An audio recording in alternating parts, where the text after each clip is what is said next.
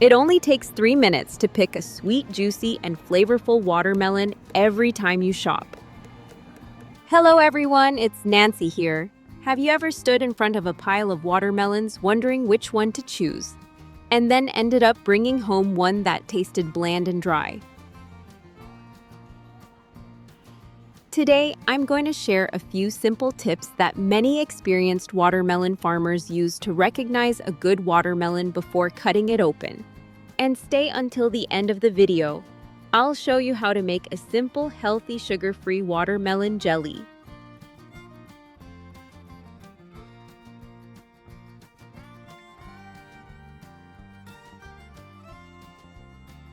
The first thing I always check when buying a watermelon is the color of the rind. Take a close look at the surface of the watermelon. A naturally ripened watermelon usually has a brighter, fresher green color with a slightly warm yellow tone. On the other hand, watermelons with pale green or softer-looking skin are often picked too early before fully ripening in the field. Even if they look fresh on the outside, the inside may turn out bland and lacking sweetness. When shopping for watermelons, I like to place 2 watermelons side by side and compare them carefully. The bright green watermelon usually looks more ripe and mature, while the pale green or uneven-colored watermelon looks younger and less fully developed. Do you have any small tips for choosing watermelons? Please share them with me in the comments. I would really love to learn more from you. Next, check the yellow spot on the watermelon. This is one of the reliable signs that many experienced watermelon farmers pay attention to. If the watermelon has a creamy yellow or deep buttery yellow spot like this, it usually means the watermelon had enough time to ripen naturally on the vine before being harvested. The longer it stays in the field, the more sugar develops inside, often leading to a sweeter and juicier watermelon.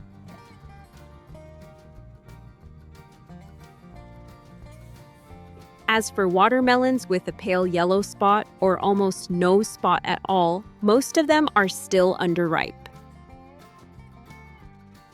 This is definitely one of the strongest and most reliable signs you can use when choosing a sweet watermelon at the market.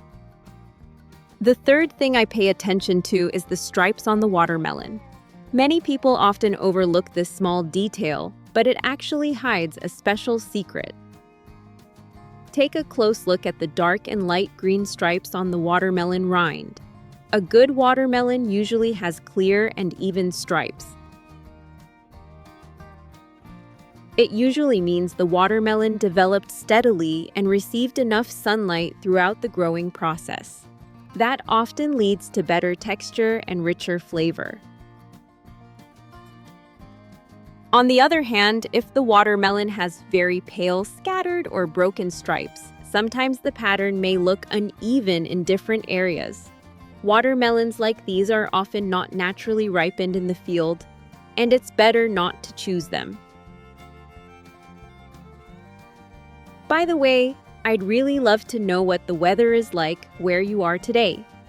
I hope you're staying cool, comfortable, and healthy during this summer season. The next detail you should not overlook is the belly button of the watermelon.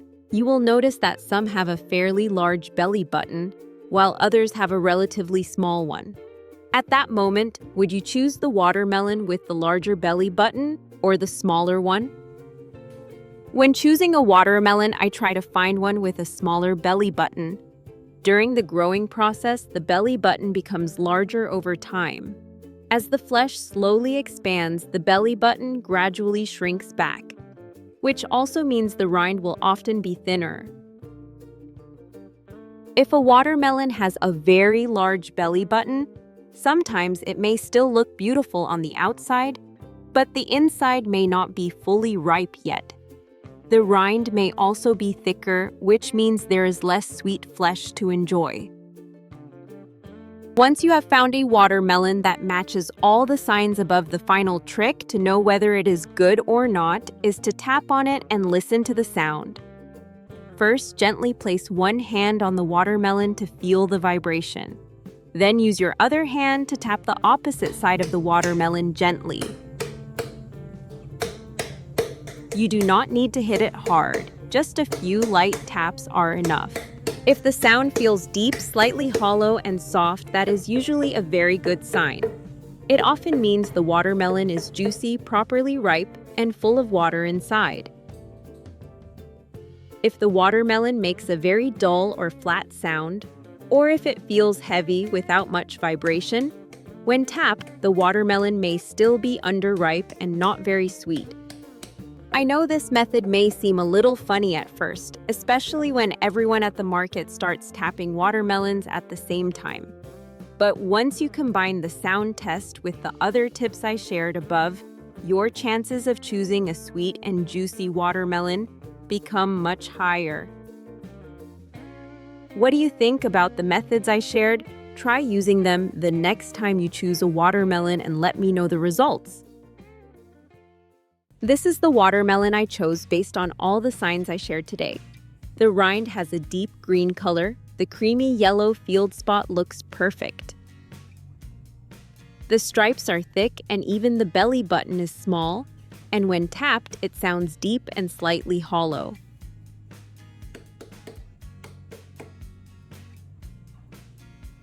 Now, let's cut it open together and see the results. Wow, listen to this! The moment I cut the watermelon open, you can hear that crisp, juicy sound.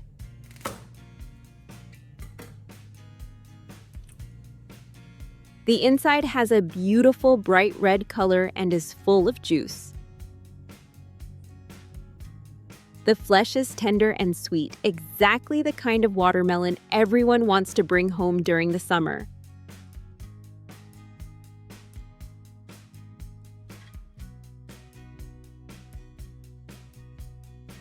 Now I'm gonna scoop some out and taste it. It's amazing. The moment you take a bite, you can taste the sweet, juicy, and refreshing flavor of the watermelon. The flesh is sweet, crisp, and full of cool summer flavor. Most of us will not finish an entire watermelon at once. So I'm going to show you a very simple watermelon jelly recipe without adding sugar so you can enjoy it anytime. This jelly is light, refreshing, and especially perfect for people trying to reduce sugar or eat healthier during the summer. Scoop out all the flesh from inside the watermelon. Try to keep the watermelon shell intact because we will use it as a natural mold later. Next, place all the watermelon flesh into a blender and blend until smooth and juicy. After blending, strain the juice through a sieve to remove the pulp and seeds, making the juice smoother and lighter.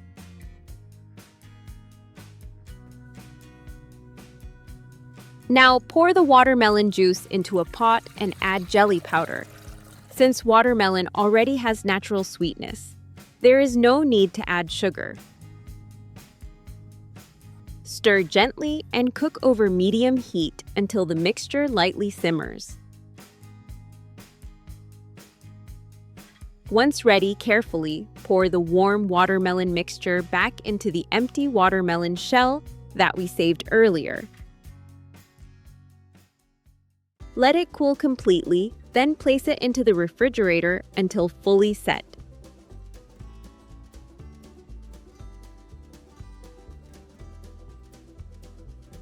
When sliced, the watermelon jelly looks smooth, glossy, and incredibly refreshing. Cut it into small pieces and enjoy it with family or friends on a hot afternoon. The texture is soft and cool with naturally sweet watermelon flavor that feels light, fresh, and surprisingly delicious without feeling heavy.